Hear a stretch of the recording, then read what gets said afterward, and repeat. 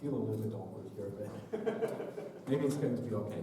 So, I'm here to talk about maritime industry's response to threats. And let's give a short one-eye first. Name is Petteri Nakamura. I work as a cybersecurity manager at Delta Marine. We are a ship design company, but I myself, I don't design ships either, so I do IT. Or I did IT. Nowadays I've moved away from the IT department and I'm concentrating on cybersecurity issues. By education, I'm from University of Applied Science, Jyväskylä. I did the cybersecurity program there, and I'm finally doing something that matches my education, doing cybersecurity. But basically, I'm not here to talk about my employer or myself. The point is to talk about what I've learned about cybersecurity in the maritime industry. And I'm actually going to be someone else for a little bit first, getting into character, so give me a moment.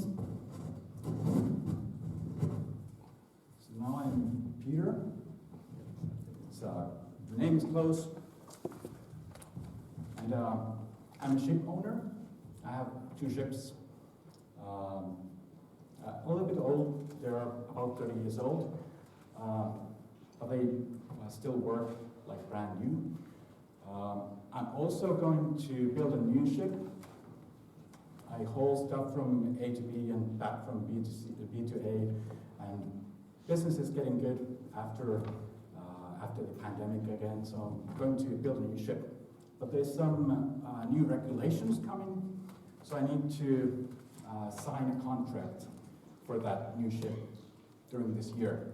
It's a little bit bummer. And also, the interest rates are going up, so I was planning to repay the loan in 20 years, but now it's closer to 30 years, but that's life, right?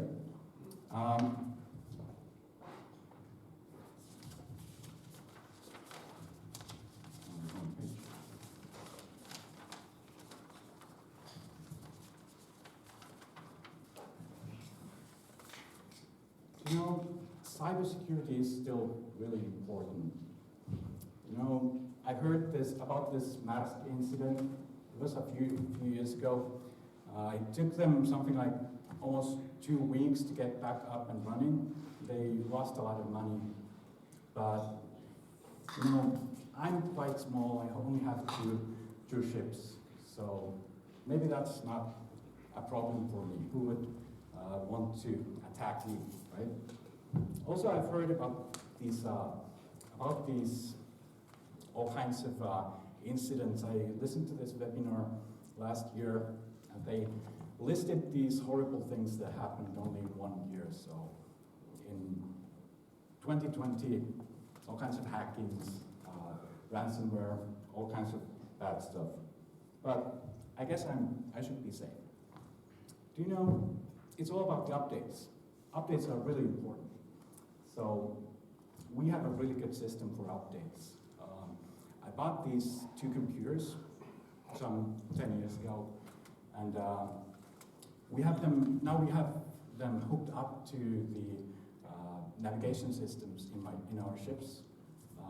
They actually had Windows XP installed on them already, so we didn't even need to install them.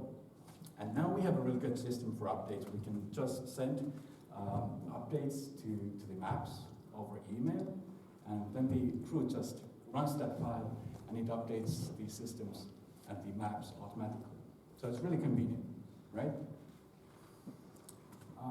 There was also, you know, digitalization is really great. I bought this heating system for the bridge windows some time ago, and now I can save a lot of money on labor costs because they don't need to get outside and remove the ice, so it's really good. That thing's just stopped working last weekend. It was a little bit of a surprise. And the guy who sold it to me said that he disabled it remotely. He said that I hadn't paid the bill, so that was a bummer. I didn't know you could do that. But anyway, there was that guy actually gave me an offer this morning about this new system for analyzing wastewater in the toilets, right? So it uses AI and machine learning for analyzing the wastewater and adjusting the flush water. So I can save a lot of money on the water. And you gave me this calculation of how much money you can save in 10 years. You said you used something called ChatGPT to make it, so it was really, really accurate. And he said it uses VPN, so it's safe, secure. That's where ChatGPT actually becomes shit-GPT, analyzing the wastewater, right? Yeah. You know what? I think the window heater guy also said he had VPN. So. But anyways, you know, it's really environmentally friendly. I can use that in my marketing. Environmentally friendly. I'm digital. I have updates. I have VPN. So it's all going for me, right? I think I'm going to get out of that character now. How do you like beer? Good customer. Do you think it's? We can sell him a lot. Do you think it's exaggeration? Do you think it's? Unfortunately, no. Yeah. I don't think. Yeah, it's not actually unfortunately, but the thing is that not one person knows everything. And you have these kind of marketing terms that are being treated not only for the marketer who has to market his own product, but he also receives the same kind of marketing vice versa. Yeah. He would think like that if he doesn't know the subject.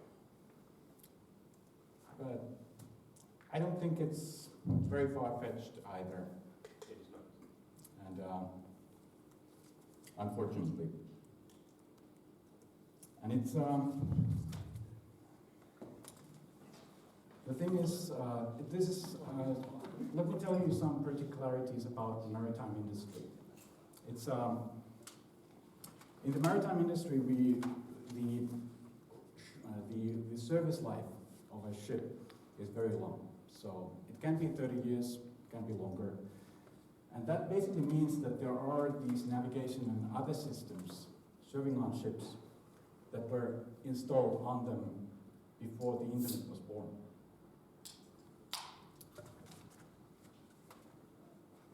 And now there are lots of basically people want to install new stuff. There are lots of companies creating all kinds of IoT things.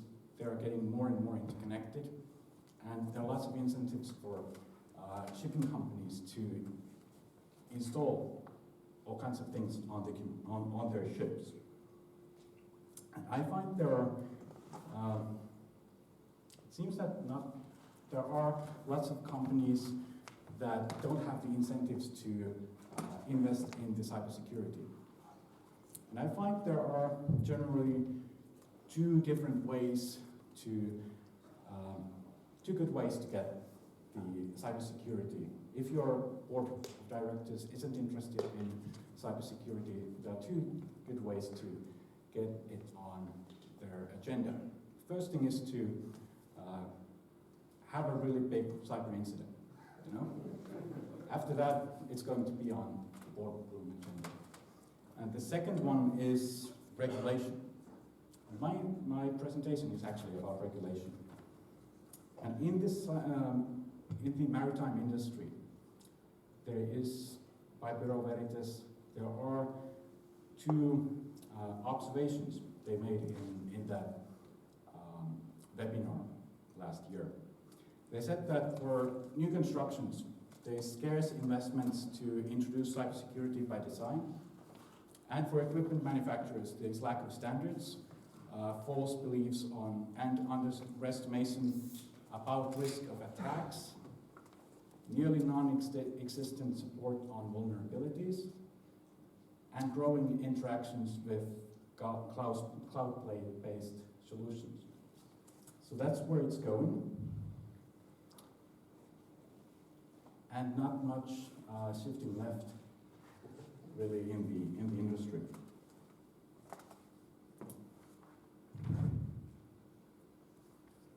But that's the question: how to make that shift left happen? Well, I'll already discussed this a little bit. When you look at a ship, you're going to have lots of different systems on there for navigation, for the operations of the ship, for the crew. They obviously have all kinds of systems that they need for their daily work. If it's a passenger ship, there's going to be lots of stuff that's made for entertainment. And there is all the time more and more interconnections between those systems. And it's not only inside the ship, it's also between the ship and on-shore systems. So we have systems on board ships. There are more and more interconnections between the ships themselves and between the systems that those ship owners have, and also the system vendors. Everyone has their own VPN. And everyone, they bring their system to the ship, and there are really good incentives for installing new ships. You can have all kinds of stuff on the ship to bring data away from the ship, and also for remote maintenance. So there are incentives for installing them. And if those VPNs aren't properly designed or planned, how to put them in the ship, how to integrate them into that ship's network, then it's actually going to bypass your security controls rather than provide security, right? So if your only control is a firewall, then VPN is the perfect way to bypass that, right? Also, BV, Bureau Veritas is a class society. What is a class society? Does it have something to do with Freemasons? I'll get back to that later. But they noted some startling things about maritime cyber seascape. They noted that in 3 years there has been 900% increase in cyber attacks, known cyber attacks. Many operators have little to no control over the security of their systems because of all those supply chain related issues, those VPN connections. And the supply chain isn't really concerned about that holistic security of that ship, because they are equipment vendors. They sell you some system, and they are not interested in the whole security of the ship. It's the ship owner's responsibility, right? Bureau Veritas also quoted this number. They said that it takes 14 hours for a hacker with no maritime experience to sink a ship. I don't know I guess if you knew exactly what valve to open, what trapdoor to open, then you could do it faster too.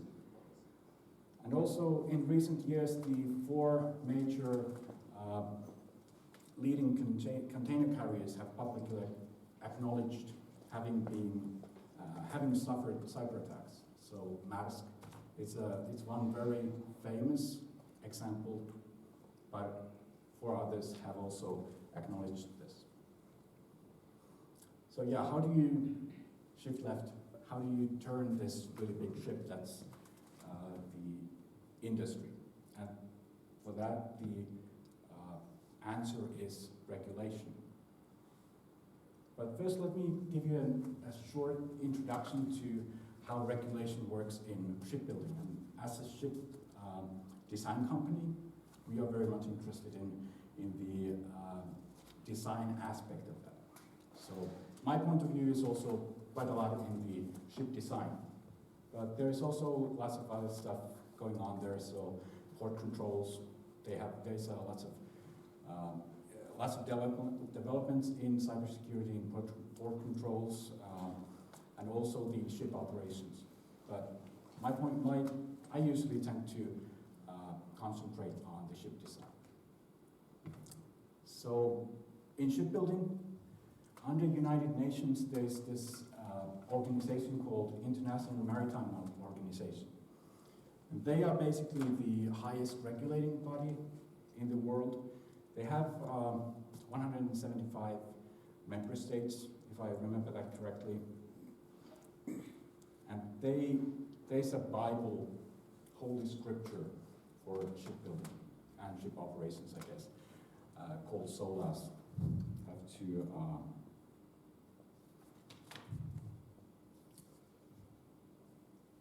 Have to check the name of here. So it's International Convention for the Safety of Life at Sea. And it was basically first adopted after Titanic.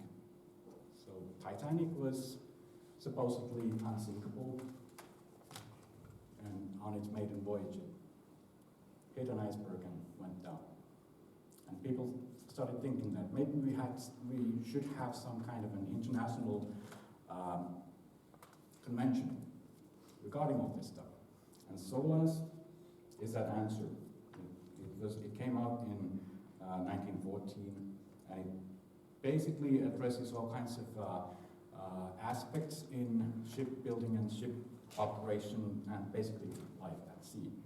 So construction, fire protection, safety, navigation, management of safe operations, etc. Well, under IMO there is something called IACS, that's International Association for Classification Societies. And it's basically a regulating body that takes those IMO high-level regulations and they make certifications. Best practices for ship classification and certification. And under them, we have currently 11 member class societies, which are basically non-governmental organizations that are responsible for creating rules and certifications and best practices for ships, for their operation, for how they should be built. So if you want to, there's a friend of mine told me just today that when he wins the Euro jackpot, he's going to order a ship from us. So he's going to need to pick a classification society, and we are going to need to build that, design that ship according to the rules of that society. Sure. Yeah. So basically, all of these, let's say, societies, they are non-compatible, I would guess. You would pick one take. Yeah, you can pick one. They are basically non-governmental organizations, Yeah. but they are basically, for example, ABS is it's American. Do they have their own interpretations Bureau. of the higher levels? Yeah, that's exactly. So they interpret. Yeah. So IACS gives this these regulations. You have to have these kinds of you have to take these things into account when you build a ship. Yeah. And these class societies create rule books. So lots and lots of rules on how exactly you're supposed to do that. Sorry to interrupt yet more, but for a landlubber like me, what kind of, what kind of power do these organizations have over the kind of, let's say, well, maritime industry in general? Are they regulating who can, like a, That's what do they, what kind of power do they actually have? Well, coming from the IMO level, 175 member states, and all of these are basically, I've heard that their background is actually in insurance. So it's basically insurance companies say that we have to have some kinds of guarantees that your ship is not going to sink. And only then we are going to give you insurance for your cargo. So financial, basically. Financial. Yeah, YOLO. That's the basis behind it, or the origins. I'm not really exactly sure how it played out, but the end result is that you have to have a classification society give you this mark of acceptance for your ship. And if you don't have that, then your $100 million ship, you can build it, but you can't use it. No one will give you insurance for your cargo. No one will use it to transport anything. So Ports won't take it. yeah, they probably won't take it. And this is kind of related to the flag states. So another important thing here is that he needs to pick is the flag state. So which state is going to be the nationality of that ship, and that ship is going to be subject to that flag state's legislation. So basically, the things that affect that ship and shipping company are those class rules, the flag state, and also the legislation of every state that it makes port calls into. But maybe when we built those ships, the most important thing for us is, I guess it's SOLAS and the class rules, and also, yeah, the legislation of the flag state. Going more into the good stuff, the requirements. So here are some recent requirements or resolutions that have been published in the industry.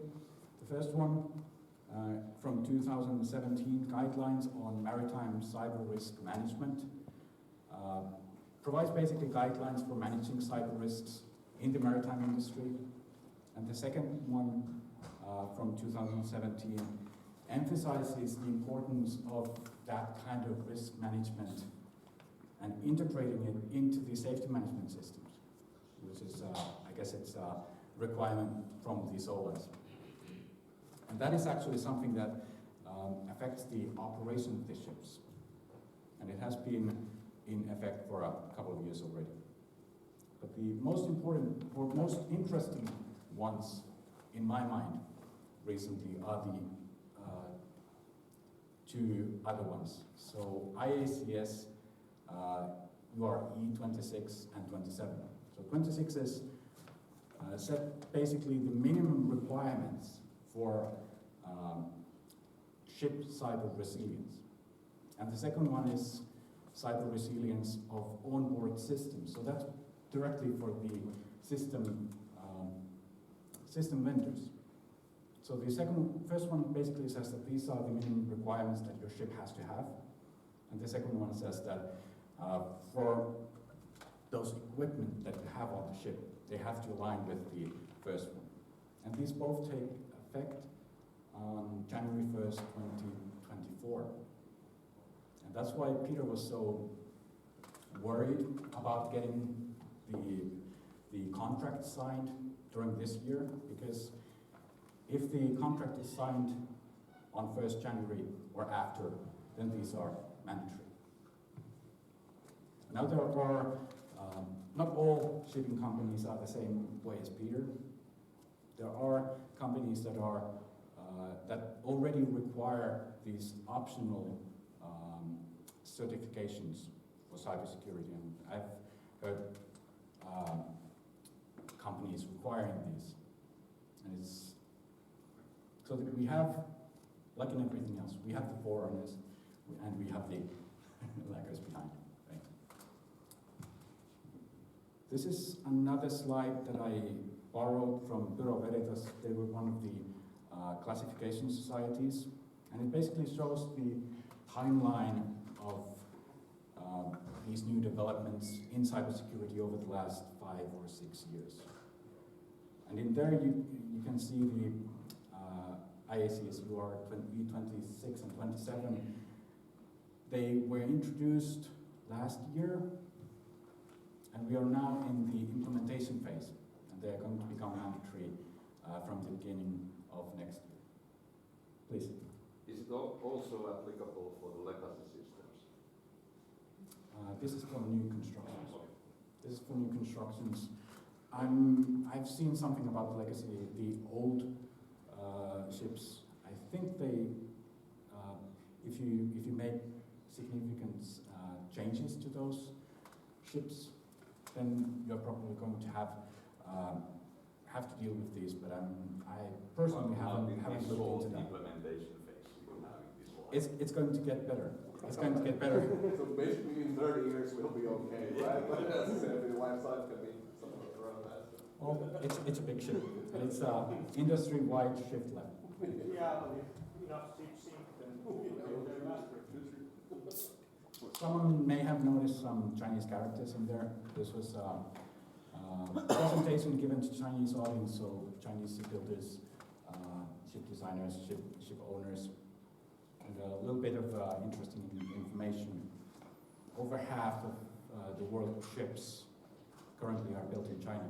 And I guess the ones that aren't built by Mayer are the rest are built in Japan and South Korea.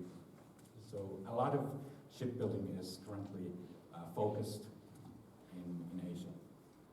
I have one question.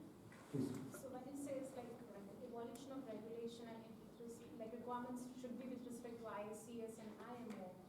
So do we consider that IACS is a security standard? It's like a legislation which Maritime need to follow? How is it? They set the standards that you have to have, and then their member class societies interpret those requirements into the rules. So what you have to follow is the rule book of that specific class society that you pick. But it all comes from top down. IMO. Yeah, from IMO down to ICS, down to the class societies. Please. A couple of acronyms I didn't recognize. Probably navigation, ANAS stand for navigation systems. But what about ANSI requirements for ANSI and equipment? That's recommendations for, I'm actually not sure what that is. Another one, this slide is basically just to show some timeline. It's very short, like someone noted, it's like 5 years. I promise that it's going to get better. Those guidelines are directly based on NIST. Someone got the joke. So it's like basically from 0 to NIST, a couple of years, you're free to execute. So I think, yeah, I think it's a tall order. But I also... Does that mean that I should now start ordering from China? But it doesn't matter where you order your ship from. They're all Yeah, I mean, with the ports subject being to the closed in same. a couple of months. Yeah. It's more about the timing than where you order it from. So basically, these IMO requirements are directly based on NIST cybersecurity framework, and they also refer to guidelines on cybersecurity on board ships that came out a couple of years ago, made by lots of long list of different maritime organizations. And they also refer to different other frameworks, for example, COVID, ISO 27000, and those. So it is a very sound framework. The rule books that I've seen, are very sound, but yeah, I think it's going to be quite a tall order to start actually implementing these rules. The class rules themselves, some of those class societies have already published their rules. Some have published guidelines. So for example, DNV has published class guidelines. Bureau Veritas has published an optional rule book that you can use if you want to. And they have said that that's going to be the requirement from next year. So the class societies are really, I believe, leading this way, and it's going to be pretty quick for the whole industry, I believe. So what do those requirements actually require? Well, I find interesting in this whole thing, and I feel I have scratched the surface reading those rule books, but some excerpts from them. One big thing is IT and OT system and how you have to holistically look at the whole thing. So basically when you order a ship nowadays, you're going to order the design for it. You're going to buy different systems, the navigation systems, automation systems from different vendors. They're going to design them into the ship. And then later you're going to have other people bring the IT systems. So Wi-Fi systems, routers, the cash registers for the liquor store, right? And now these new requirements basically say that you have to look at the OT systems, so automation systems, navigation systems, and the IT systems all together. And you have to document how you are going to protect those. And you're going to have to present those documents to the class society. They're going to review your designs. And then after you have built the ship, they're going to come and inspect it and say that, okay, we can see that your firewalls and your network equipment and your cybersecurity controls are the way you have documented. So that's how it's basically how it's going to turn into actual action, and that's where the authority comes from.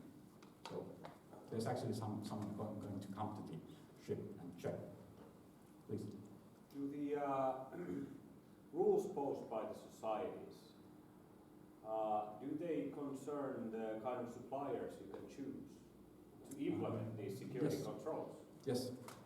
Do the suppliers have to have understanding of the society standards? Yes. So basically what that means is that literally most of the IT security experts in the field will be excluded from the game. Because there's only a couple of companies that actually are knowledgeable on the subject of the society's rules and implement. Yeah. Well, we're talking about for automation systems, it's something like Siemens and those kinds of companies, right? So big ones are going to. I'm sure it's going to be easier for the big ones to comply with those rules. Yeah. But it doesn't pose, or does it pose, the requirement for the supplier to truly understand the society rule sets on how they are interpreted? This is actually something that I don't have an answer for you. Yeah. I have mostly concentrated on the ship design part and how to, what those rules require from that. But they also, because it's going back here, it's the lowest one. That requirement is directly for the equipment vendors. Yeah.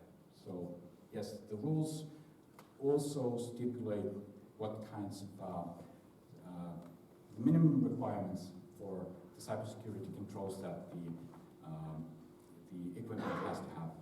So yeah, you just can't go and get whatever, and it's going to be okay. And this is going a little bit further in here. This is a list of steps from the Bureau Veritas rules. They basically list the steps that have to be followed during the design phase, design of the ship. So the first one, let's see if I see, that's small for me too. But the first one is, you have to describe all the systems that you have. So list everything that you have. Well, the next one, step 2, and mind you, that's for shipyards. The next one for shipyards, it says that you have to assess the levels of criticality of each system. And that's where you have to get that input from the system vendors. So they give you information on their take on the criticality of these systems. The third one, it's design assessment, and it's basically a risk assessment. So if you're familiar with ISO 27001, it's not going to give you any surprises. It's risk assessment and risk treatment. The fourth one basically says that now that you have done all those, you have done your risk assessments, you have your lists of systems, you have your controls, then you have to collect those into this cyber handbook. You have to make this handbook that describes everything that you have and all those security controls, and it's going to be used as a manual for operating that ship in the future for the duration of the life cycle of the ship. And the second to last is, for me, it's very interesting. In those rules, they say that the ship owner has to have a cybersecurity policy that applies to their whole fleet, also the older ones. That's how I interpret that. And they have to align that cyber handbook to their cybersecurity policy. And the last one, basically says that you have to update those procedures so that they align with your policy. So it also gives this these requirements for the whole operation of the company too. Well, the rest of my slides are basically excerpts from and examples from those rule books, how they show what you should have. These are basically just texts that taken from the Bureau Veritas rulebook. If you're interested in these, you can go and download it. It's available online. And here you have an example of the list of equipment and list of systems that you have on board. So they call it a basic repository, a list of systems. A list of interconnections between all those systems, and what their purpose is. Why do we have this? Diagrams for how these connections, these systems are interconnected. So on the left, the right side, you have, for example, this example of a system that has connections to something on shore. So you have an OT system that connects to something outside of the ship through the IT network, and they have a DMZ server, DMZ network in there. And then you have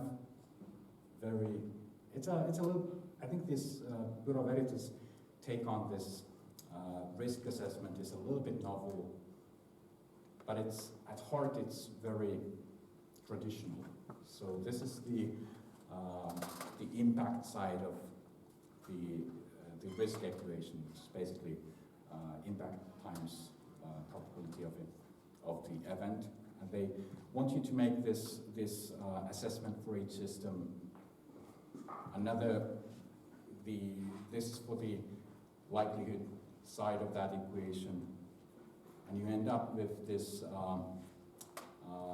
design assessment, which is basically every system, and you have this score, risk score, if you will. And in this document, they basically say that for you to be able to get this this type approved certificate, you cannot have any systems that have a risk score of over 70.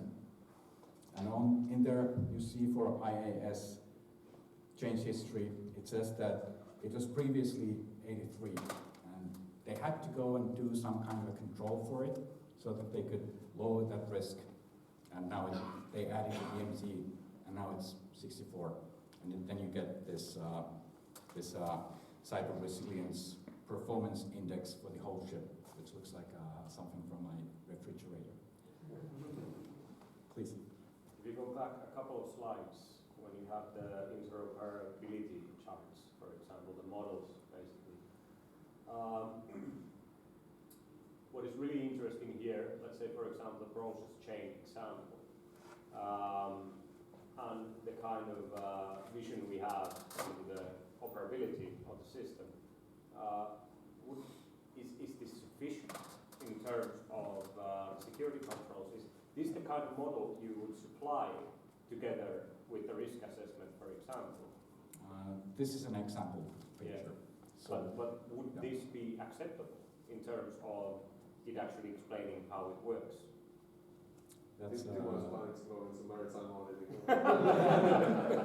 No, this is actually quite interesting. I'm quite sure this question is going to come up, and I'm pretty sure I'm going to see it answered at some point. Yeah. But as said, these are the minimum requirements. Yeah. And for basically, if you don't have anything, Yeah. if you don't have any kinds of requirements, then I think these are really, really good. Which brings me to my last slide, basically. What does this mean for us as cybersecurity professionals? I think someone probably mentioned something along the lines that I see this bringing a lot of work for us. So basically, you see all those ship owners, shipyards, they're going to need people who understand cybersecurity. Obviously, the system vendors, they're going to need people, and the class societies, if you want to pursue a career in auditing these systems, then you have 11 good candidates for your job applications. Please. How deep are Peter's pockets? Well, there's a lot money in ships, so yeah. Well, it's Bigger than most IT companies. yeah. Basically, regulation, they say that you have to have this, or you won't use that chip. So. Okay. That's money right there. That's all in the pocket. That's the proper way how we block the bills, right? Money has always been in the logistics. And that's how I think you make shift left happen. Thank you.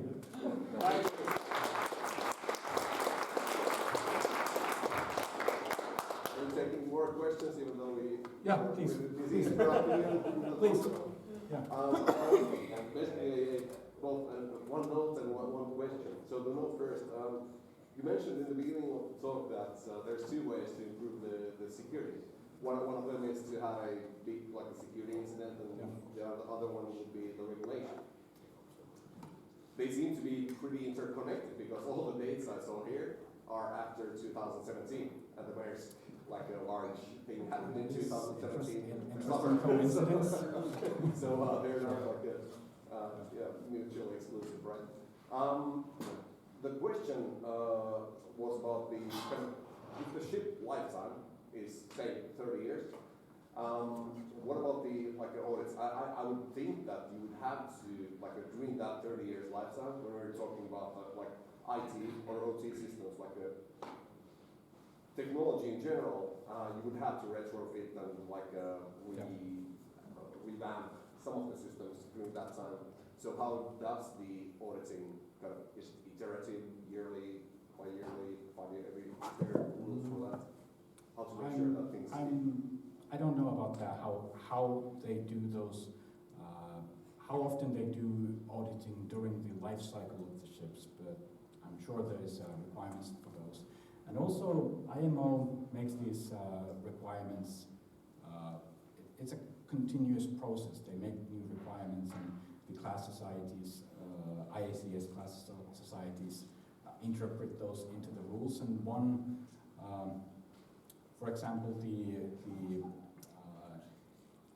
EU, and basically the global goals about climate change.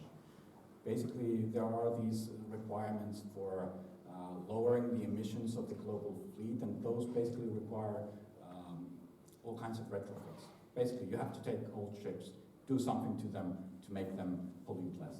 So is there a backdoor here, like the ship of Theseus kind of thing, where you just build a ship which doesn't have any IP, and then once you take it into use, then you bring all the IP and you have it certified, but then it's not backdoor. I'm not seeing that. Okay. It's a retrofit, so they are going to come back and haunt you. Only a little bit, yeah. You can try. Let me know how it went. Please. Do the new regulations bring any kind of well, the human side, like the soft skills? I mean, the awareness and training part. Any demand on that part, like new requirements? The examples you gave are quite technical shift left, but about the maritime industry in general, is there kind of new requirements about the people working, whether in the ships or in the shipyards? Like, what is the level of getting the kind of like basic hygiene for social engineering. Yeah, but one of the examples, there was like requirement for, was it like training or exercises about what to do when stuff hits the fan, but kind of like, okay, how to train people and empower people so that wouldn't happen. So, yeah, how do you that is, I think that is you're probably going to find that in that cyber handbook. It's basically, because this is about how to design the ship, so it can be operated in a secure manner. So I think on one of the earlier slides there was this mention about how to incorporate this risk assessments and cyber risk assessments into the safety management system. So I believe that's more on the turf of the safety management system. So this is obviously more about the ship design, but they are interconnected, I believe. Yeah, I mean, hopefully it's not another example of the old saying of cloud is secure until you put people into it. Kind of like building safe ships and secure ships. Once you put the people in and they start to use the stuff. So hopefully that is covered somehow. I believe it is, but I myself have mostly concentrated on this, the implications of these rules for a ship design. So that how it's operated is it's a whole another ballgame. And then you can put the guidelines into a big Bible and put it in a shape where Yeah, that's how it usually works. Culture. That's how it usually works, right? Yeah. Please. Out of curiosity, have there been major security incidents that have called out for this security policy to be implemented, let's say, next year? By next year. Yeah. Well, there was a list of only for 2020 there was this long list of incidents. So yeah, I kind of do see this.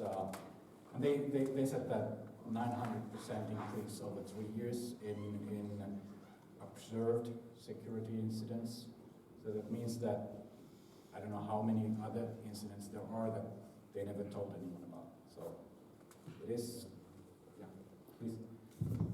In terms of quality control for the vendors, Has there been much thought, do you think, put on that front? I think so. I think so. So these rules are basically from class societies, and they began this work in 2017. Or that's when the first documents came out. So they have been working in the background with those system vendors. So I am quite sure that there is. You take those first. Yeah, I was just gonna ask, so are the entities here, the ship owners, shipyards, whatnot, are they currently covered by the insurance companies for cyber attacks? Or do they pay out of their own pocket? I when they don't get know how hacked? to answer that.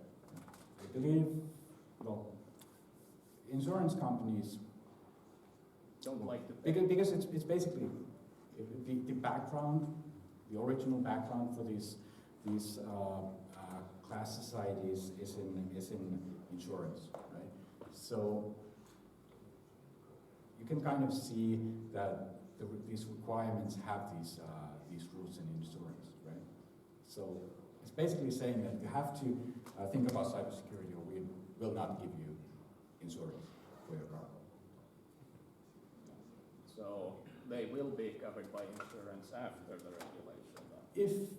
If you have class approval for your ship, that's how it works. So shipbuilding takes a long time, especially when we're talking about larger ships.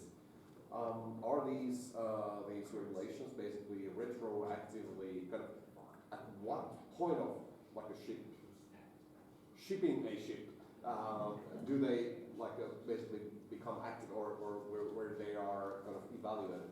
Is it when the ship is ready, or when the design has been approved, or what stage like a?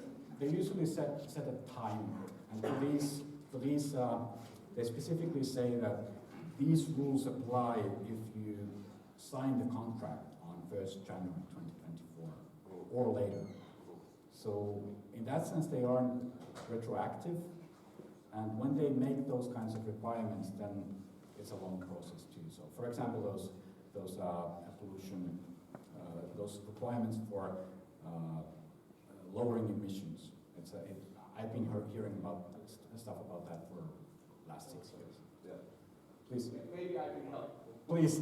I was. It's during and in delivery, because it's regulations. So it needs to be approved for, well, not for the ship to be shipped, but to be operated. Yeah. So it's the regulation, the class society checkups happen basically all the time. So as there are regulations for the designs, there are regulations for the building and like the end product, and then there are regulations for the operations. So of course they happen during the whole, let's call it life cycle of the ship, from the start of design to delivery. Yeah. Yeah. To put it in some kind of proportions. Yeah. Okay. But they do have like these, like cool down periods. It's not like okay, this is active for now. So yeah. Yeah, and I guess it's a little bit case by case, because there are some requirements that come into force at some point, and then you're in a hurry to finish some part of your design before that comes. That date comes. So Short announcement from the sponsor. Those of you who are thirsty, there's some drink still left and more beer is on its way. let's get this.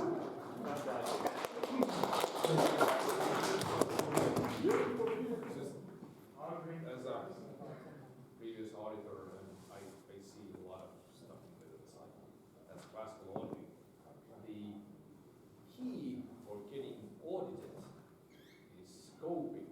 You want to scope the thing so very, very tight that the actual problems are not visible when you're certified. So how do you play the game?